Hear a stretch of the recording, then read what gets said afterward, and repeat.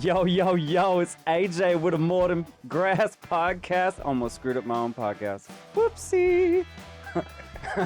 Anyway, I'm here with Gardy again, Clear Life Media. It's another beautiful day, man. How you doing, Gardy? Man, I'm doing pretty good. I'm feeling good. It's another great day here in Galveston County and League City. Just blessed to have the opportunity to talk with you about more than just grass. Yeah, and as we get into a little bit about more than just grass, a lot of people come to me because they already screwed stuff up, right? And let me tell you, I'm having the same problem as y'all are having. In a sense, this one problem.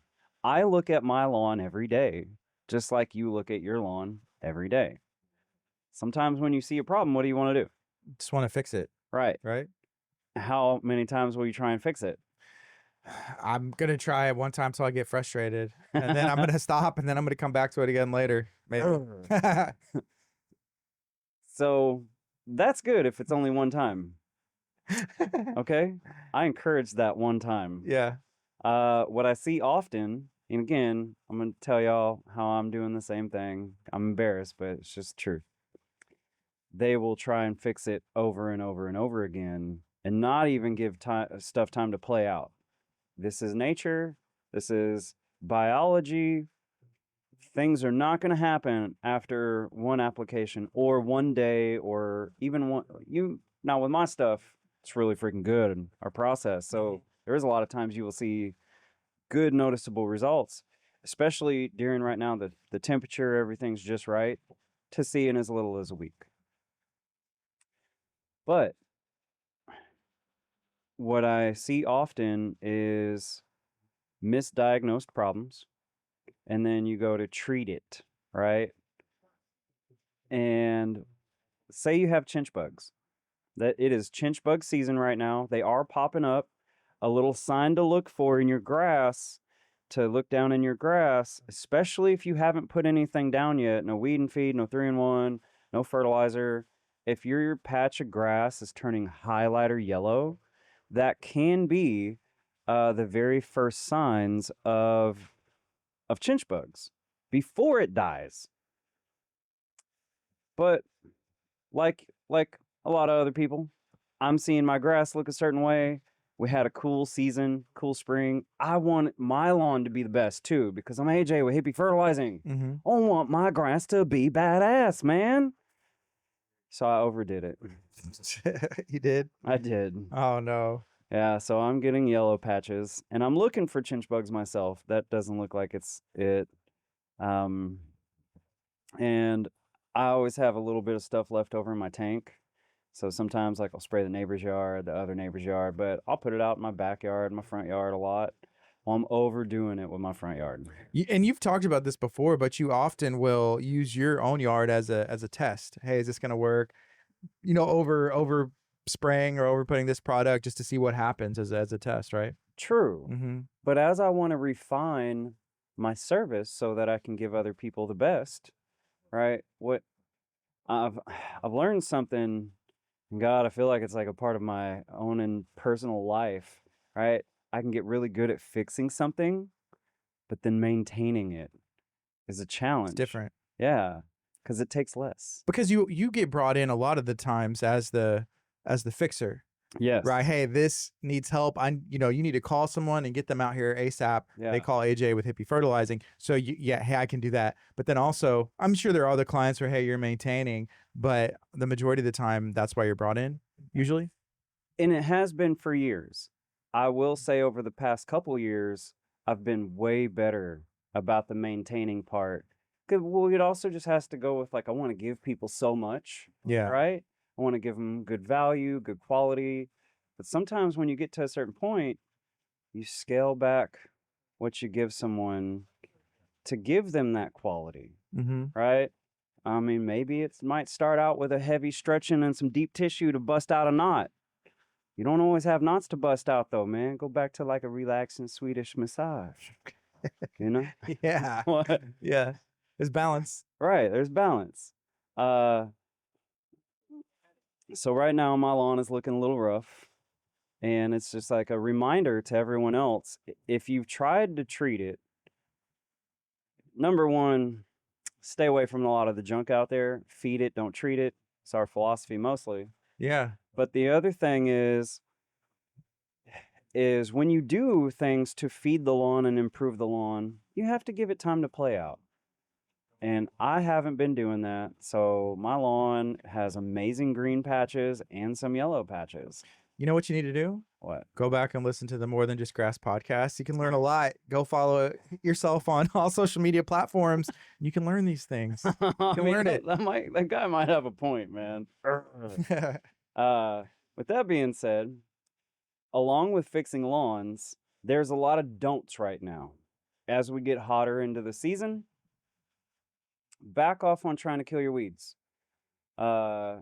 It's I don't care what kind of herbicide it is. I don't care what that label says. When we're bouncing around 90 degrees and going up, you are much more likely to just destroy your lawn even further with any kind of herbicide than just leaving it alone, right? And high nitrogen fertilizers, unless they're made of very specific things that make it a true slow release, like urea-methylene, urea-formaldehyde, feather meal type stuff, stay away from it.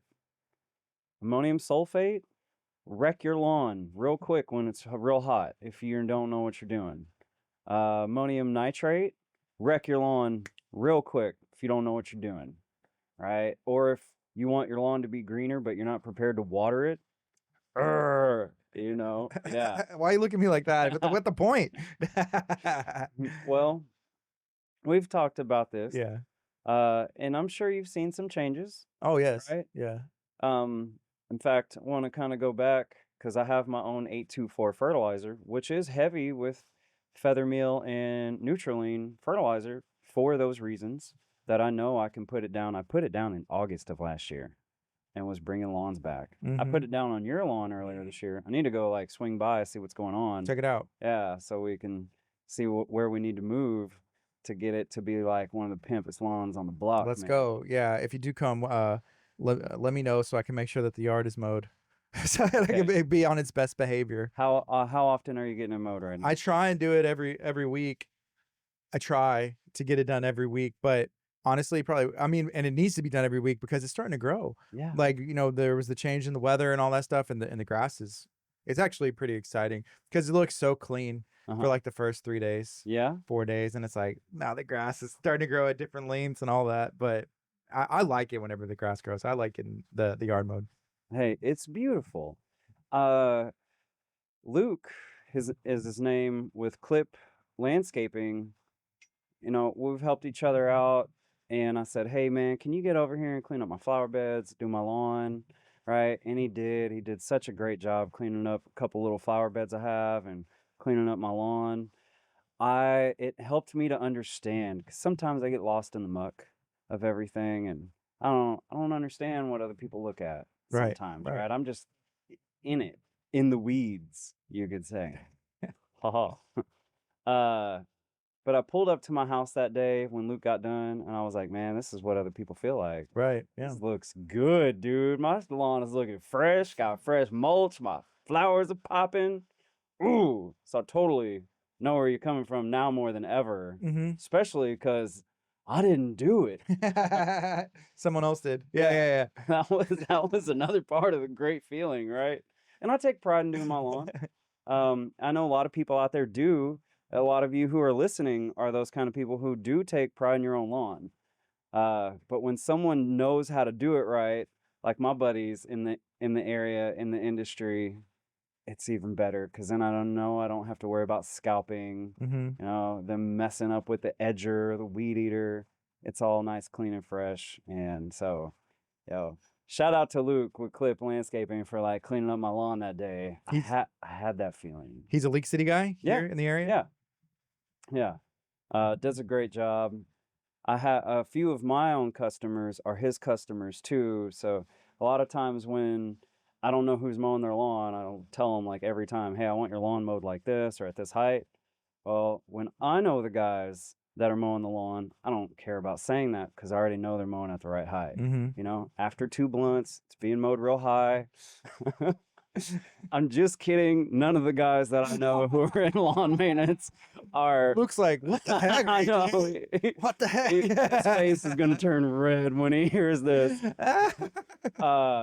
No, he's not. He don't do any of that sort of stuff. Actually, he told me he's wants to do like a triathlon. Okay. He's like biking 50 miles and stuff like that. He's totally not like Dude, those people are crazy athletes to be able to do that kind of stuff. Yeah. It's nuts. Yeah.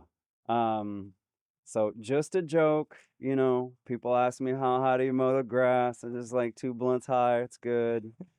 Actually, as we get into the summer, 3.5 to 4 inches if you have St. Augustine. If you have Bermuda, you can cut it a little bit shorter. Everybody out there, like you brought up earlier, you got to mow the grass more. I want to encourage everybody to get your lawn maintenance guy or yourself on a schedule of mowing weekly now. It will help reduce weeds. It will help reduce thatch, which is a big issue.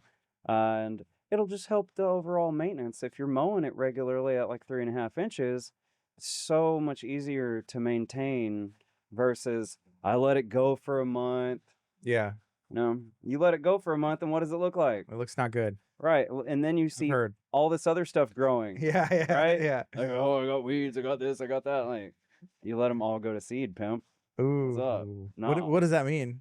When a plant grows long enough, especially grasses and weeds, they will go to seed. They will produce seeds pretty quick. And as they produce seeds, that means you're spreading seeds across the lawn. That's like the little, the clovers, but even like those, what I would call not a dandelion, but those little white ones as kids you would blow. Yeah, those are dandelions. Dandelions, okay. Yeah. And so then that's like seed, and it's like, I have these in my yard. Yeah. Or my neighbor had them. Right. Go cut, neighbor. Bro, gotta cut those down. These are spreading my grass, right? Right. Yeah. So in I've had this conversation multiple times with various customers, even during the winter months. It's very important to keep a regular schedule, like a minimum of once every 2 weeks, because weeds are still growing in our area. Yeah. We're in the southern Gulf Coast. It freezes like maybe 2.5 days out of the year. Not cold enough for everything to go dormant. Yeah. Just our grass to significantly. And the weeds are resilient. Right. For sure. Now, if you look up regenerative agriculture, you could have fun and just say, hey, they're cover crops, right? For your lawn. I'm totally down with that. But most people are not down with that. So if you're the kind of person who's going to want to like bust out some weed killer, then I'm going to encourage you to regularly maintain your lawn. And you will have to bust out less weed killer. And again, I'm just laughing about it on a significant difference. And again, I'm just laughing about it on the inside. Luke, I'm so sorry. Again, my buddies out there who mow grass, they're not mowing it high, okay? On another note, you need to back off. If you have a decent lawn, back off on a lot of things. You don't need to do a lot to it right now.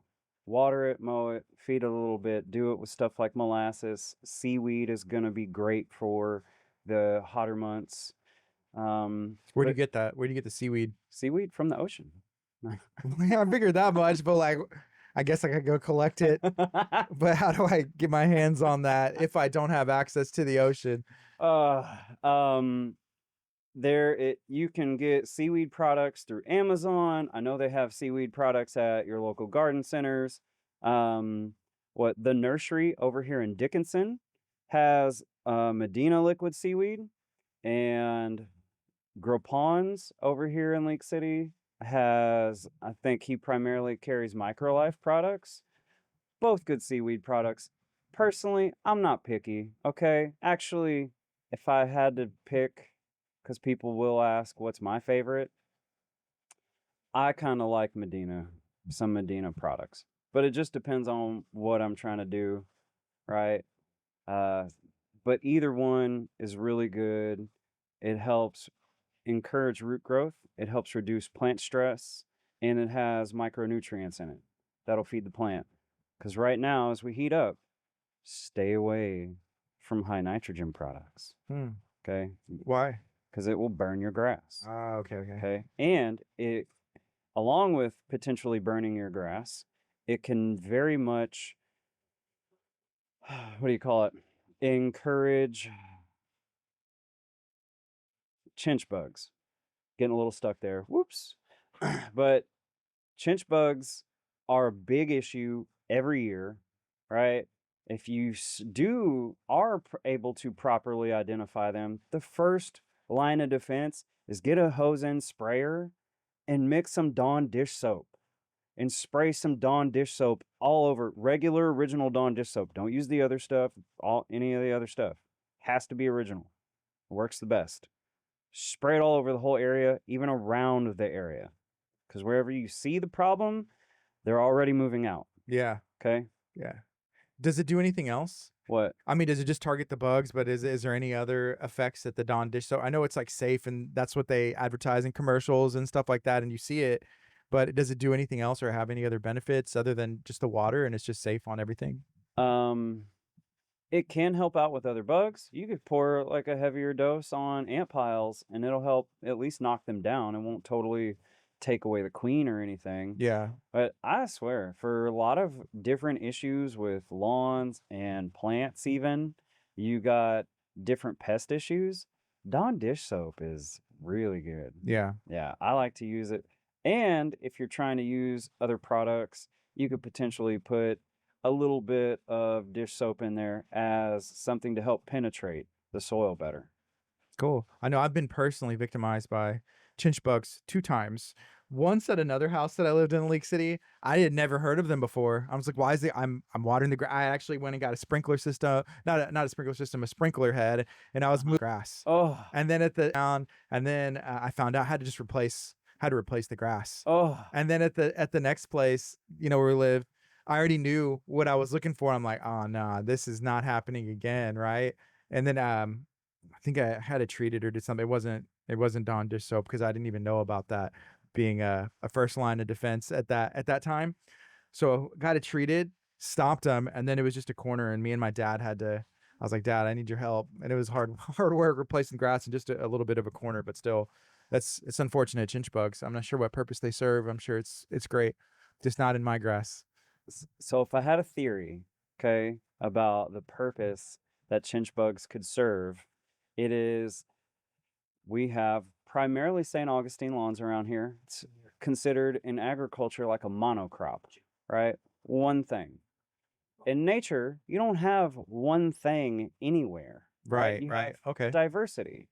So what happens is chinch bugs will come in and kill off your monocrop, Mm, and then boom, weed seeds come in, and then you have biodiversity, right, right? right. Okay. So if I had an environmental theory of why chinch bugs are relevant at all, that would be my theory. Yeah. So we just have St. Augustine throughout all of these neighborhoods and subdivisions, and that's just what they're putting up, Uh-huh. and it's kind of creating that biodiversity. I No, like it. well, no, like the St. Augustine is reducing the biodiversity, Right, right? right. So chinch bugs encourage it because then once the grass dies off, you get more plant The other variety. stuff You grows get in. weeds, Okay, I right? got it. I got it. That's my theory. I know it sucks. That's why I would also encourage for a lot of lawns, if you have a little bit of stuff in your grass, leave it alone.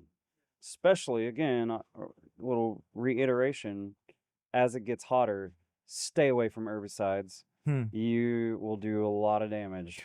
Okay, something else. Earlier you said stay away from the high nitrogen based products right now with it getting hotter. So is it okay to still have some nitrogen in there, or just the ones that has really high amounts of it? Uh, it depends on the nitrogen type. Okay. Okay. Again, neutraline, urea formaldehyde, which is also called urea form. The what am I thinking? Feather meal or alfalfa meal is a great nitrogen source too. Like if it's plant-based nitrogen sources, Yeah. then those are really good and they'll work faster. Woo! Uh, the more natural sources will work a lot faster because they work by biology consuming them and releasing them to the plants, Okay. right? So that's a lot more safe, but still don't go too heavy. All right. The only time I'm going to really want to put down a lot of nitrogen now is if it is one of those slow release sources and I'm trying to bring back a really ugly, jacked up lawn. Okay, because it's going to need that more nitrogen to produce the growth, right? How long has it been? We got like 10 more minutes and we're still in we're still in this. Let's go. It's the More Than Just Grass podcast. Wait. We're just recording this one, right? Yeah, we're live on our YouTube, but it's unlisted. Whoops. Okay. Yeah, you're good. I forgot what time it was. Yeah. So. Yeah, we got 10 minutes. Okay. So to go back to me jacking up my lawn, Mm-hmm. I'm not a fan of core aeration. I've fixed a ton of lawns, and I'm talking hundreds of lawns over the years without core aeration. But I am always trying to improve my process, and I figure, okay, how can I incorporate it? Something that has been known to improve things with stuff that I already do. So I bought this little aeration tool, a hand aeration tool. It has prongs on it or tines that are solid instead of hollow ones. Because typically core aeration, you're pulling out little plugs, roughly about 1 inch to 1.5 inches, and then you get all these little globs of freaking clay everywhere in our kind of soil. Mm-hmm. So they're a little bit frustrating. Well, it is true that if you increase soil respiration, that plant like nutrients and oxygen and everything like that will be taken better by the plants. So instead of pulling cores, I'm going to experiment with just poking holes. Okay. Right? Yeah. Because the other part is, I know that it's true that the deeper I can get a nutrient or a bioinoculant into the soil profile, the better off we're going to be. All right, you put that stuff on the layer, it's going to have a layer effect. You do have to water it in deeply to get things to penetrate deeper into the soil. That's why watering your products in when you put them down is super important, not waiting on the rain, right? But I'm going to just keep testing out this theory. If I make a whole bunch of 2-inch little holes instead of pulling plugs, can I improve my lawn? Because I also have a lot of dead stuff in my lawn, like leaves from all the trees around and everything. And if I increase soil respiration, can I increase how fast that stuff decomposes?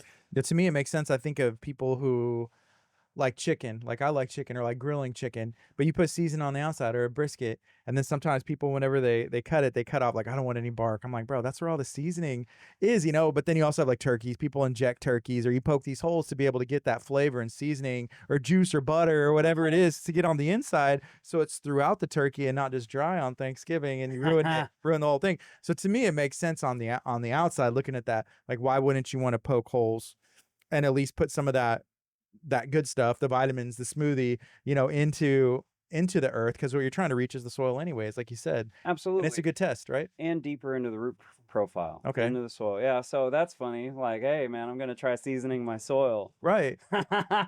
Instead of creating a bark. Yeah, you want a bark. It's like, hey, you got the chicken and it's just on the outside of the turkey. That's good, but I just want to eat the outside. Yeah. So I'm going to start that and see what happens. Because last year, I know I made a mix, and I'm terrible at making notes. I'm getting better about it. I can tell across my lawns. I'll go back in my app when I pull up, and what did I do here? What did I do here? Oh, the consistency is improving all the time. Like we were talking about earlier, the going from fixing to maintaining, right? So the maintaining part is definitely getting better.